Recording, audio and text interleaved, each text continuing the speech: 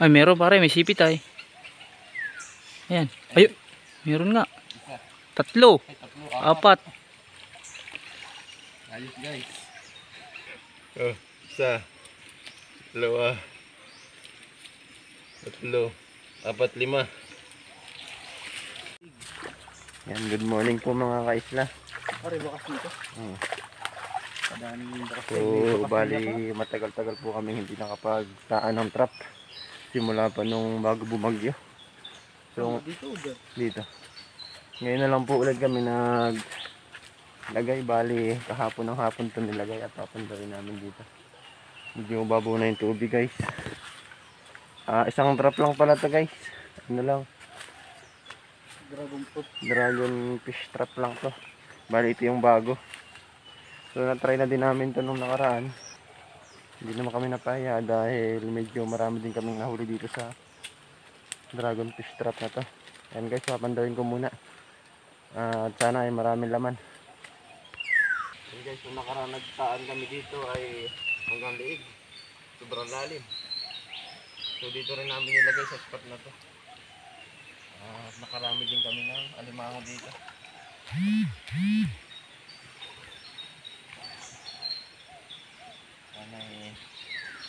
Ito lang sa guys. Bali, tatanggalin ko muna yung pinaka-ano.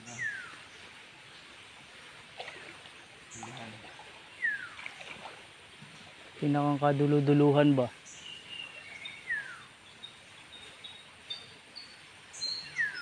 Babaw pala pare talaga. May pagkababaw ba?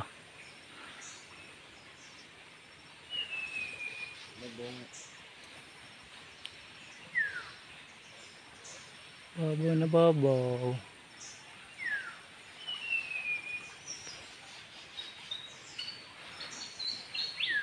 Yeah, may nakaluskos. Guys, aangat na natin. Tingnan po natin kung may naman ito.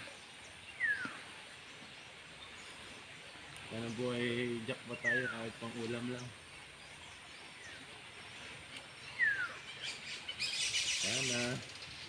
Sana all. Gapos na gapos eh. Kalaki ng pinagbago ay pagkakababaw ho. Ay nung tayo nagkabida lampos tao. Dito naman ang tubig ho. Guys, ito na po guys. Mabanto na po tayo. Mukhang negative ah. Banlik ay.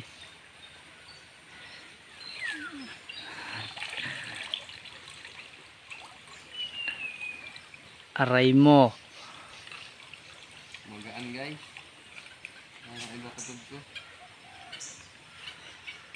Ay, meron pare, may sipit ay. Ayan. Ay, meron nga. Isa. Tatlo. Ay, tatlo. Apat. Ayos guys.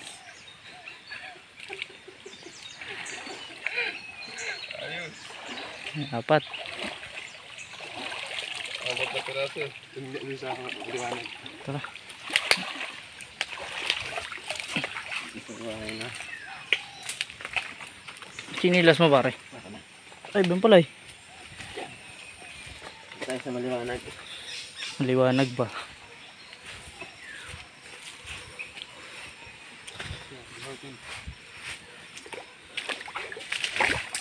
Bali, apat.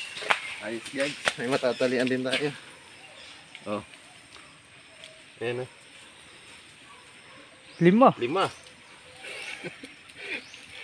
Oh. Isa. Dalawa. Tatlo. Apat, 5. Ayos guys. Bali, 5. Ayan. Ay, tapatay. Pinagat ng hagol. Putol Ayos, yun. guys. Mapuputol yun. Sinabi tayo, huwag ka maputol boy. Puputol yun. Ayan. Tatalian lang po muna namin. Ay, nako. Ayos lang yan. Ayan, 5 piraso po guys. Ayos, pang ulam. Makakagat pa. Matagal-tagal po kami hindi nakapagkapit dahil nga sa bagyo. At itong ilog po na ito ay bumaha. Malalim. Tapos mahirap magkabit ng ganitong trap. Pero pang tatlong try na po namin to guys. Yung unang try namin ay 4 naman ang huli. Dito rin sa dragon fish trap na to. Tapos ng pangalawang try, puro naman kimpi. Yung yung nahuhuli sa baha. 3 kilo. Kasi daw pare. Ayan, tatalian muna namin guys. Ayan, kasama ko yung tropa ko at siya yung expert sa pagtatali niyan. Wait lang po guys, tatalian lang namin. Ayan po guys, natalian na namin. Bali 5 piraso. Hindi naman siya kalakihan pero good size na rin. Pang ulam lang naman. Ayan. Okay siya. Libre na naman ang ulam nito guys. Ayan. Bakla. Binabae.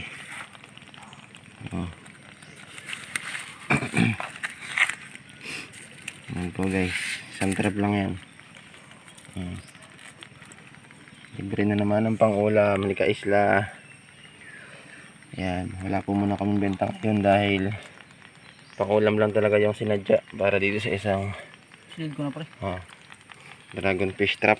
Baka para may makalas dito. Tingnan mo din. At ayan po guys, siguro mga susunod na araw pag malaki na yun talaga yung tubig, magkakana kami dun sa mga spot namin sa malayo. Matagal-tagal na rin di nabibisita yun, siguro may mga laman na rin yun. Yan lang guys, hanggang dito na lang at maglulungga naman yung kasama ko. Diretso naman siya ng dagat sa may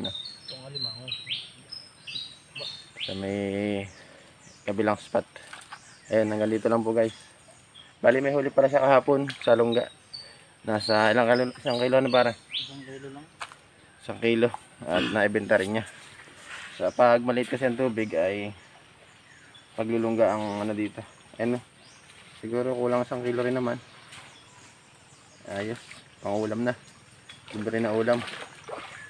Yan, hanggang dito na lang guys. Maraming salamat. Bye bye.